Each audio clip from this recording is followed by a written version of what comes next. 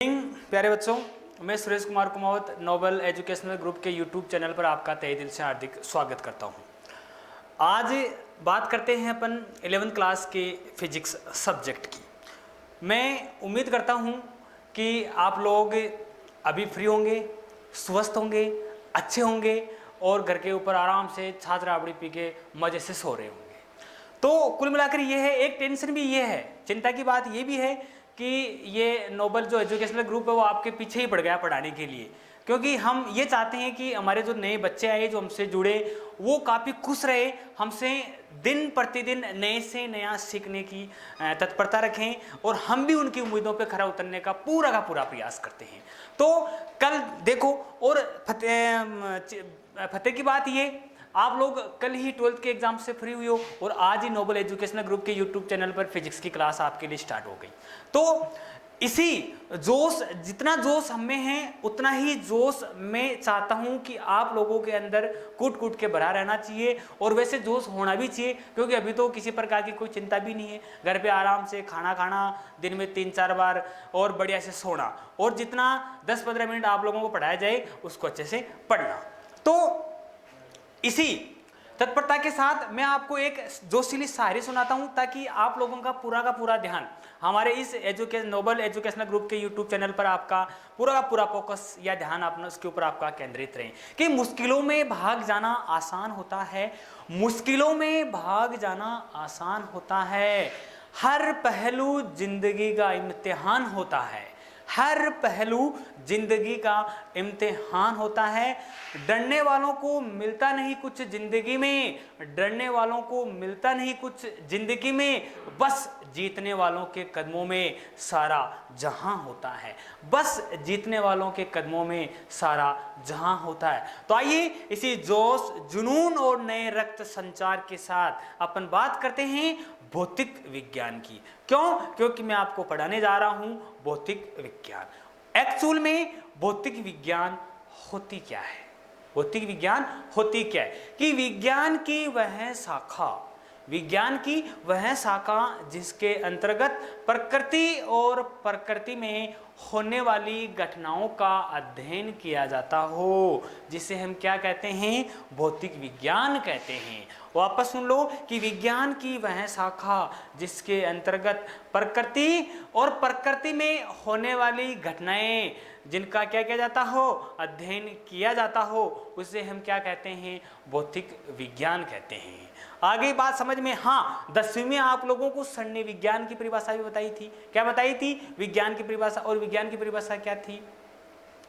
कि प्रकृति के क्रमबद्ध अध्ययन से अर्जित, प्रकृति के क्रमबद्ध अध्ययन से अर्जित एवं सुव्यवस्थित ज्ञान को ही क्या कहते हैं? अपन विज्ञान कहते हैं। वापस सुन लो, प्रकृति के क्रमबद्ध अध्ययन से अर्जित एवं उसके सुव्यवस्थित ज्ञान को ही हम क्या कहते हैं? विज्ञान कहते हैं। वैसे तो प्यारे बच्चों, ये जो विज्ञान है, इस विज्ञान से ही फिजिक्स सब्जेक्ट मतलब भौतिक विज्ञान निकलकर सामने आया है। आप लोगों को मैं मानता हूं 10वीं जो क्लास होती है वो सबकी रीड है भाई। क्या है? रीड। वो जिस प्रकार एक मकान है जिसमें बहुमंजिल अपन इमारत तैयार करते हैं, उसकी जो नींव होती है, वो नींव यदि मजबूत नहीं हो तो उसके ऊपर क्या मकान टिक पाता है? नहीं टिक पाता। तो उसी प्रकार नींव मजबूत, मैं मानता हूं कि उस नींव के ऊपर वो जो भी 4-5-6 मंजिल, बाहर आप देखते हो विदेशों के अंदर हमारे बड़े बड़े जो शहर है, शहर मतलब उनके अंदर 15-15, 20-20 मंजिल की बहु इमारतें एक नींव के ऊपर टिकी रहती है। तो मैं कहता हूं कि आपकी नींव मजबूत रही है तो आप को किसी भी प्रकार की कोई चिंता करने की आवश्यकता नहीं है। दूसरी बात ये, अगर नींव मजबूत किसी प्रकार से किसी कारणवश यदि रह भी गई हो, मतलब कमजोर आपके दी, तो हम उसको पूरा प्रयास करेंगे कि आपकी उस नींव को इतना मजबूत बना दिया जाए कि आप अपने करियर में किसी भी प्रकार की दिक्कत नहीं हो और आपको पीछे मुड़कर देखने की आवश्यकता नहीं हो। तो मैं ये बताने जा रहा था कि जो विज्ञान है उस विज्ञान से ही भौतिक विज्ञान निकलकर सामने आ रही है। तो विज्ञान के अंदर आप लोगों ने देखो, आपकी कॉमन खेती है। 10वीं की जो क्लास थी, उस 10वीं की क्लास के अंदर आप लोगों ने केमिस्ट्री भी पढ़ी, मतलब रसायन विज्ञान पढ़ी, भौतिक विज्ञान पढ़ी आप लोगों ने, जीव विज्ञान पढ़ी आपने, कृषि विज्ञान पढ़ी आपने हैं, और जो अपने ट्रैफिक से संबंधित जो जिनकी रूल्स रेगुलेशन थे वो आपने पढ़े। तो मैं मानता हूँ आप लोगों ने सारा कोर्स केवल 10th क्लास में कर चुके हैं। हम क्या है, हम तो एक जरिया है, हम क्या एक जरिया। मैं ये मानता हूँ, मेरी सोच ये है कि आप लोगों को फिजिक्स ऑलरेडी आपके दिमाग में सेटअप है। आपके दिमाग में क्या ये जो फिजिक्स सब्जेक्ट है वो ऑलरेडी सेटअप है। पूरी की पूरी फिजिक्स आपके दिमाग आपके ब्रेन में पहले से ऑलरेडी फिट है। हम क्या करते हैं, हम जो जरिया है उस जरिए के अकॉर्डिंग आपके उस नॉलेज को निकाल कर बाहर लाते हैं।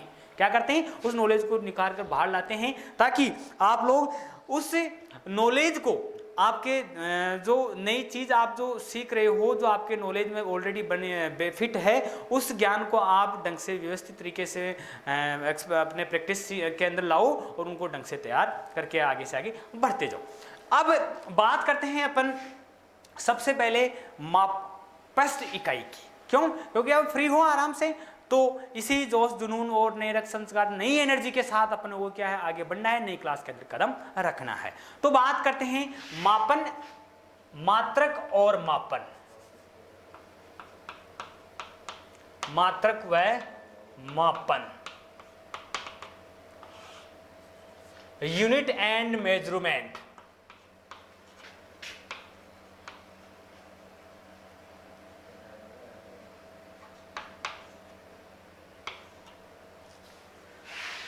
ओके, सबसे पहले बात करते हैं अपन भौतिक राशियां।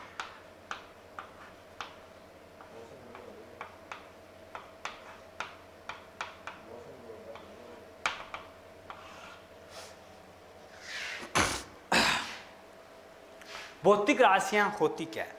ये वे राशियां होती हैं जिन्हें मापा व तोला जा सके। मतलब लीटर होता है, अपन दूध नापते हैं 1 लीटर पानी डाल लिया, मान लो 1 लीटर, और उसको बेच देते हैं, चोरी करते हैं ना बहुत सारे दूध बेचने वाले।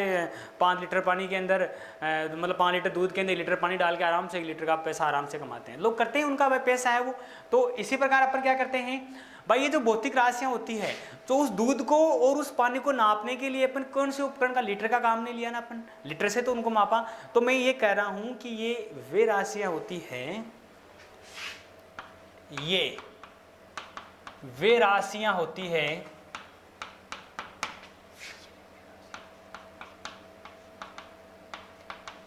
जिन्हें मापा व तोला जा सके।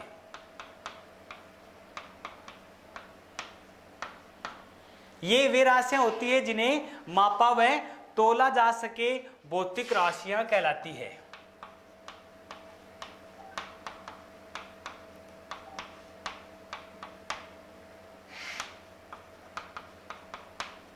सर और मोटे लिखो क्या?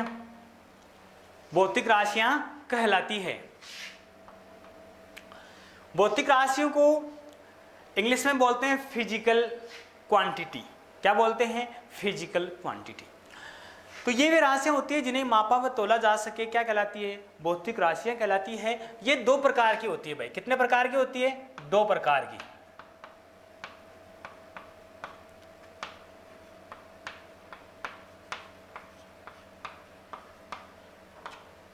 नंबर 1 मूल राशि,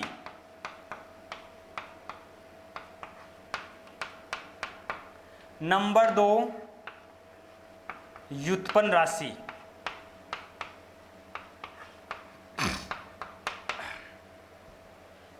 नंबर 1 मूल राशि और नंबर 2 व्युत्पन्न राशि। तो बात करते हैं मूल राशि की। मूल राशि होती क्या है? तो ये एक ऐसी भौतिक राशि होती है जो किसी अन्य राशि के मान पर निर्भर नहीं रहती। ये वे राशियां होती है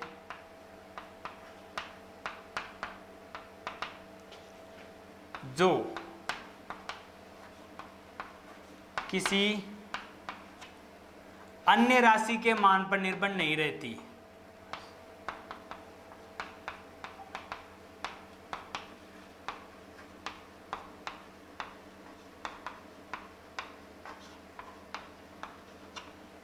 ये वे राशियां होती है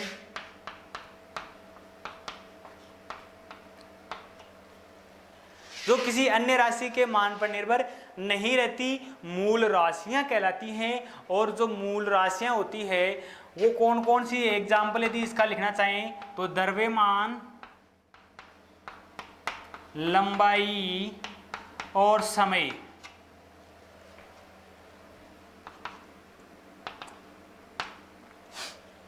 ये वे राशियां होती है जो किसी अन्य राशि के मान पर निर्भर नहीं रहती।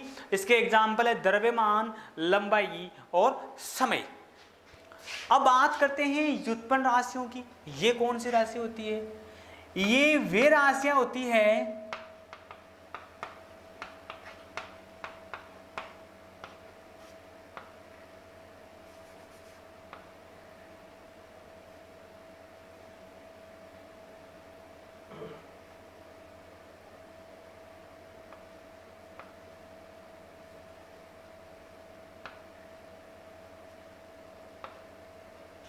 ये वे राशियां होती हैं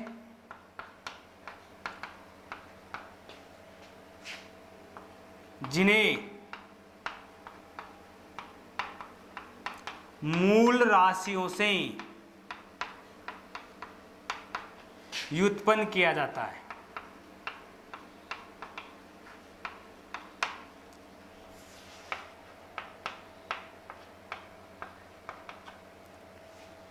व्युत्पन्न राशियां कहलाती है।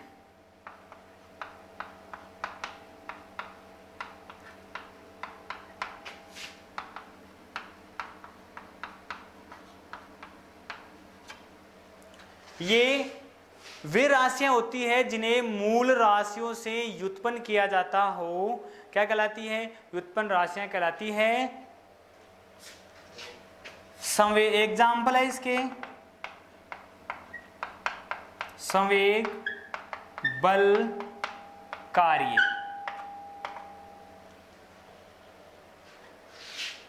आगे बात समझ में।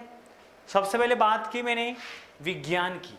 तो विज्ञान क्या होती है भाई? प्रकृति के क्रमबद्ध अध्ययन से अर्जित एवं सुव्यवस्थित ज्ञान को ही क्या कहते हैं? अपन विज्ञान कहते हैं। भाई प्रकृति के क्रमबद्ध अध्ययन से अर्जित एवं उसके सुव्यवस्थित ज्ञान को क्या कहते हैं? विज्ञान कहते हैं। उसके बाद मैंने आपको भौतिक विज्ञान की परिभाषा बताई, और भौतिक विज्ञान की परिभाषा के अंदर मैंने कहा कि विज्ञान की वह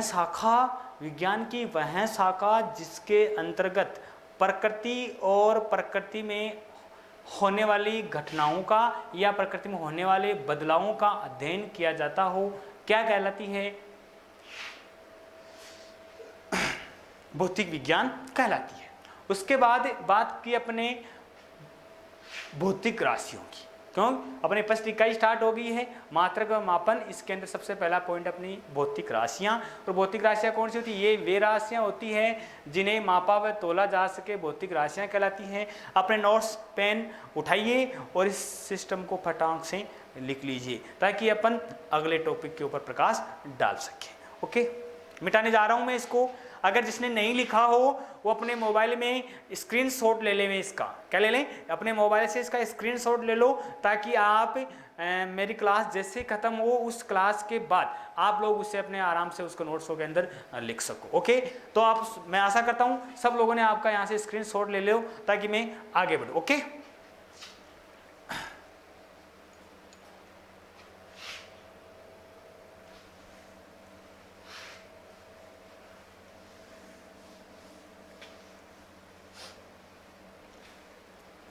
अब बात करते हैं मात्रक।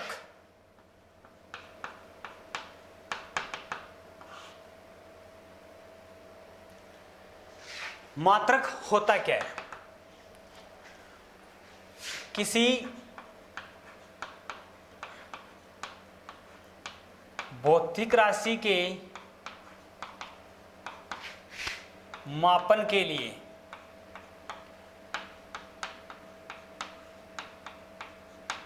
किसी भौतिक राशि के मापन के लिए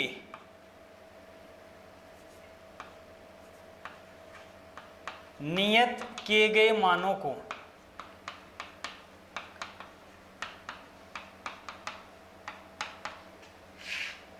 मात्रक कहते हैं।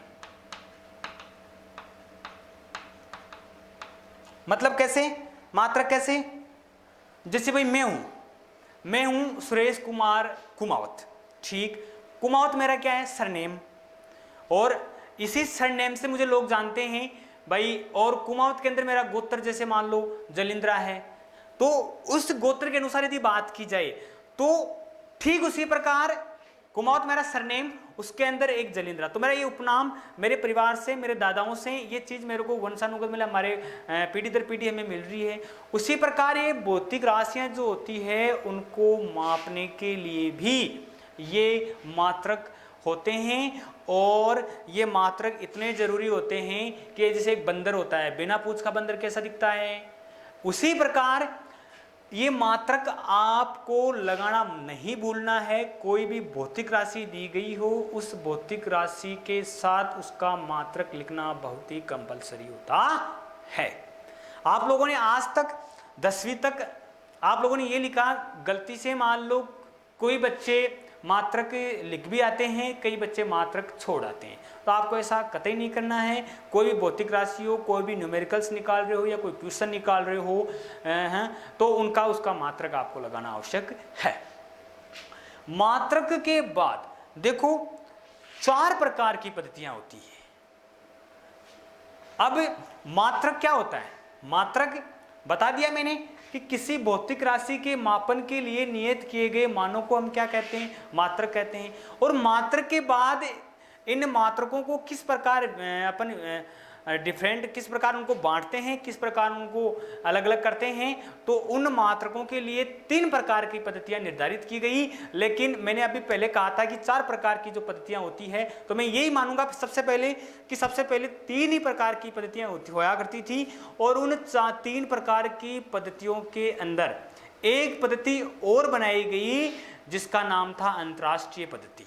क्या नाम था, अंतरराष्ट्रीय पद्धति, एसआई सिस्टम, इंटरनेशनल सिस्टम जिसको कहते हैं, एसआई पद्धति। ओके, सबसे पहले ये जो पद्धतियां थी वो कौन कौन सी, अब देखो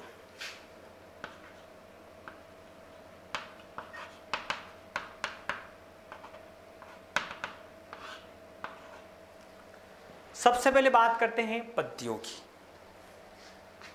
नंबर 1 सीजीएस पद्धति, इसको अपन गौसीय पद्धति कहते हैं।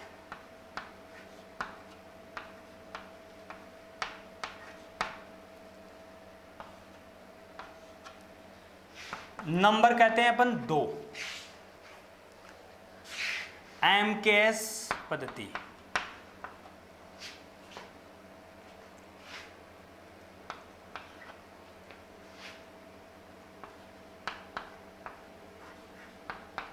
जॉर्जी पद्धति। उसके बाद थी एफपीएस पद्धति, इसको बोलते हैं ब्रिटिश पद्धति।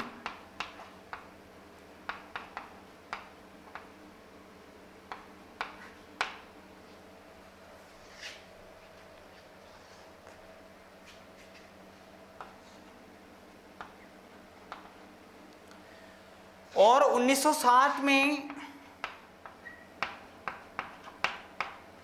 एक अंतरराष्ट्रीय पद्धति का निर्माण किया गया।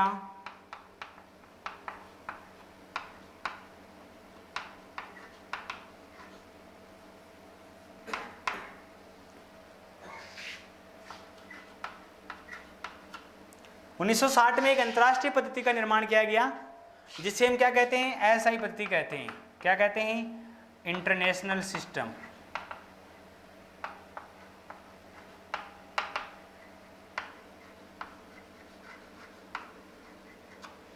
क्या कहते हैं इसे, इंटरनेशनल सिस्टम।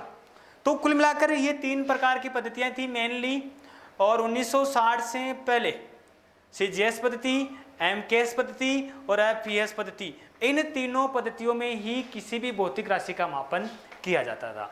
हाँ, 1960 से पहले ब्रिटिश पद्धति थी ये एफपीएस। तो कोई भी भौतिक वस्तु थी, अपन जैसे कोई बढ़िया से चावल, चाय, चीनी, दलिया वगैरह कुछ भी लाते थे अपन, कोई भी सामान मान लो, तो वो सारा सामान अपन वहां से खरीद के लाते थे।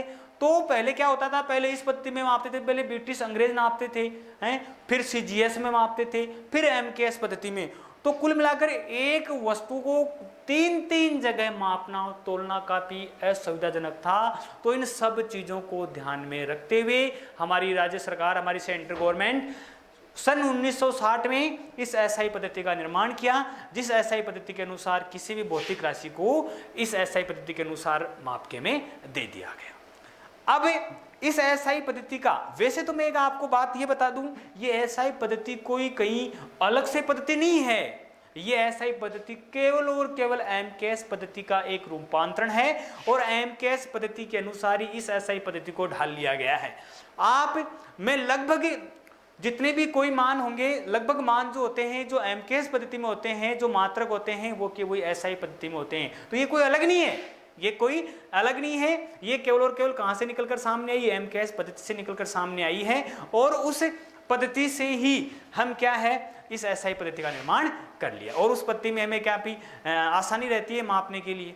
ठीक, अब सबके मन में ये हो रहा होगा कि ये सीजीएस होती क्या है। भाई मैंने नाम तो बता दिया, गॉसीय पद्धति है, एमकेएस पद्धति भी बता दी, जॉर्जी पद्धति, और एफपीएस बता दी, ब्रिटिश पद्धति, ये सब इनके नाम भी मैंने आपको बता दिए। लेकिन इस सी का मतलब क्या है, जी का मतलब क्या है और एस का मतलब क्या है, एम का मतलब क्या है, के का मतलब क्या है, एस का मतलब एफ पी एस, ठीक इसी प्रकार इनका मतलब क्या है। तो इतना जानना आवश्यक नहीं है, इनका फुल फॉर्म भी जानना हमारे लिए अति आवश्यक है। अगर ये चीज हमारे नहीं बैठी ध्यान में तो हम इन पद्धतियों के अंदर क्या है पूरी तरह से परिपक्व नहीं है। तो आपको ध्यान रखना है सीजीएस, सी का मतलब होता है सेमी, क्या होता है सेमी, जी का मतलब होता है ग्राम और एस का मतलब क्या होता है सेकंड। तो इसका नाम क्या हो जाएगा, सेमी ग्राम सेकंड।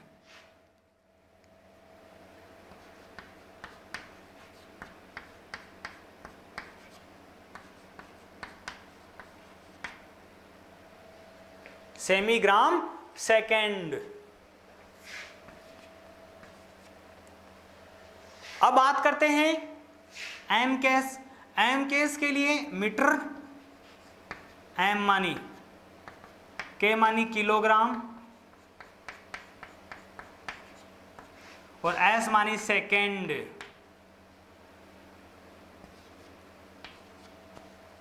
ठीक है, बात करते हैं एफपीएस की। तो एफ का मतलब फुट, इसका मतलब पाउंड और इसका मतलब सेकेंड।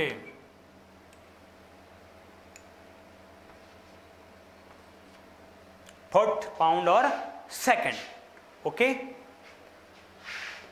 ये इनके नाम हो गए। तो मैं कह सकता हूं कि जो सीजीएस पद्धति होती है वो क्या, तो वो क्या काम करती है, तो आपको ध्यान रखना ये एक, अब टोटल मिलाकर ये तीनों पद्धतियों का काम क्या है, मैं ये बताना चाहता हूं कि जो तीनों पद्धतियां हैं वो केवल और केवल द्रव्यमान, लंबाई और समय, इन तीनों का मापन करती है। किसका मापन करती है, द्रव्यमान, लंबाई और समय।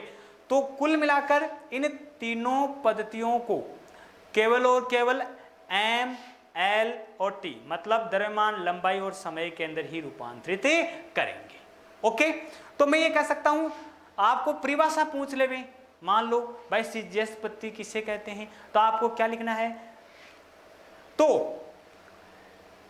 ओके, तो मैं इस पद्धतियों के बारे में अपन जो नेक्स्ट क्लास होगी उस नेक्स्ट क्लास के अंदर इन चारों की चारों पद्धतियों के बारे में चर्चा करेंगे।